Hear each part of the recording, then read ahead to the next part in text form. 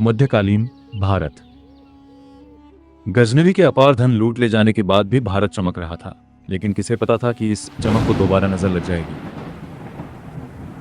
समय बीतता गया और उत्तर पश्चिम की दिशा में एक नई ताकत उभर रही थी। ये ताकत थी गौर की भूमि से उठी हुई, जहां से एक नाम इतिहास में दर्ज होने जा रहा था, मोहम्मद गौरी।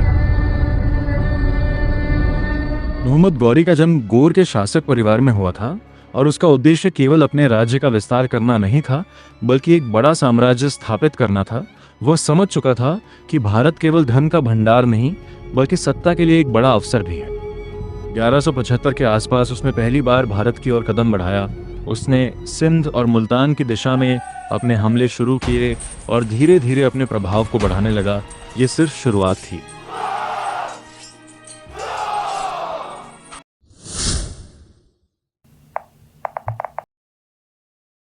उधर भारत के अंदर स्थिति बिल्कुल अलग थी। यहाँ कई शक्तिशाली राजपूत राज्य मौजूद थे, लेकिन वे एकजुट नहीं थे। हर राजा अपने राज्य और अपने गौरव को लेकर अलग अलग खड़ा था।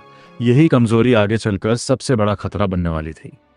इसी समय भारत की धरती पर एक वीर राजा शासन कर रहा था, पृथ्वीराज चौहान, अजमेर और दिल्ली का शासक। अपनी वीरता और युद्ध कौशल के लिए प्रसिद्ध, उसकी तलवार की धार और उसकी सेना का साहस दूर दूर तक जाना जाता था। जब मोहम्मद गौरी की बढ़ती गतिविधियों की खबर भारत पहुंची, तो ये स्पष्ट हो गया कि अब टकराव निश्चित है। ये सिर्फ सीमाओं की लड़ाई नहीं थी, बल्कि ये दो शक्तियों के बीच निर्णायक संघर्ष बनने जा रहा था। तराइन का मैदान इस युद्ध के लिए चुना गया। ये स्थान रणनीतिक रूप से बहुत महत्वपूर्ण था। खुला मैदान होने के कारण यहाँ बड़ी सेनाएं आसानी से तैनात हो सकती थीं। घुड़सवार सेना को पूरा विस्तार मिल सकता था और ये क्षेत्र दिल्ली के रास्ते में होने के कारण अत्यंत महत्वपूर्ण था। उधर गौर में मोहम्मद गौरी अपने दरबार में खड़ा था।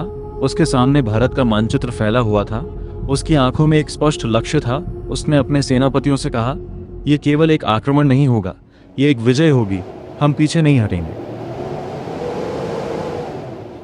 वहीं दूसरी ओर पृथ्वीराज चौहान अपने दरबार में बैठे थे।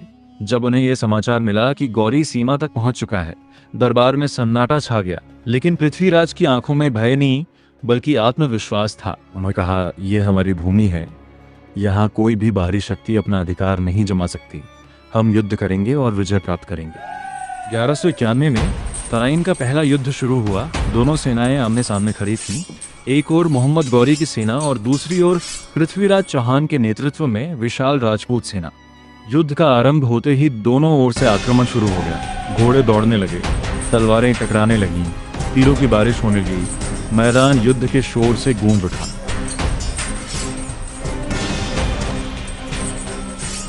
राजपूत सेना ने अपनी परंपरागत युद्ध शैली के साथ जबरदस्त हमला किया। उनकी वीरता और शक्ति ने गौरी की सेना को पीछे हटने पर मजबूर कर दिया। हर दिशा में संघर्ष हो रहा था, लेकिन धीरे धीरे संतुलन राजपूतों की ओर झुकने लगा। मोहम्मद गौरी ने भी पूरी कोशिश की, लेकिन पृथ्वीराज की सेना के सामने उसकी रणनीति कमजोर पड़ने लगी। अंततः वह युद्ध में घायल हो गया और उसकी सेना बिखरने लगी। यह एक निर्णायक क्षण था। गौरी को बंदी बना लिया गया और उसे पृथ्वीराज चौहान के सामने लाया गया। ये वह समय था जब इतिहास एक अलग दिशा ले सकता था। पृथ्वीराज चौहान ने अपने पराक्रम के साथ साथ अपनी उदारता भी दिखाई। उन्होंने मोहम्मद गौरी को क्षमा कर दिया और उसे छोड़ दिया। ये निर्णय उनके शौर्य के साथ साथ उनकी महानता को भी दर्शाता था। लेकिन इतिहास की कहानी यहीं खत्म नहीं होती।